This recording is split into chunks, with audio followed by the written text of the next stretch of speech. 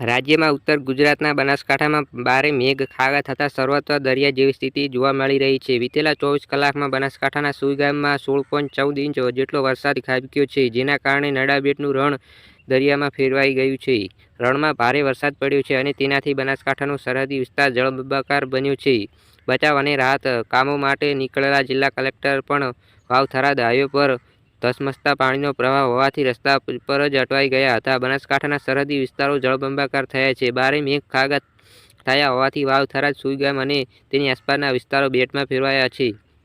વાવ-થરાદ highway બંધ થતાં collector અટવાયા હતા. હાઈવે ઉપર નાના વાહનો પસાર ના થઈ શકે તેવો પ્રચંડ પ્રવાહ જોવા મળી રહ્યો છે. કલેક્ટરે જણાવ્યું હતું કે આ વિસ્તારોમાં અતિભારે વરસાદ થવાને કારણે 12 ગામોનો સંપર્ક વિહોણા બન્યા છે અને 289 ગામોમાં વીજળી ગુલ થઈ ગઈ છે.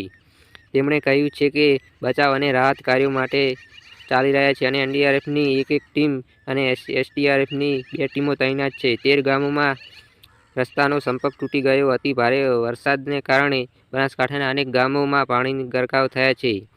જિલ્લામાં અતિ ભારે વરસાદને કારણે બનાસકાંઠાના વહીવટી તંત્રની થરાદ ખાતે બેઠક મળી હતી.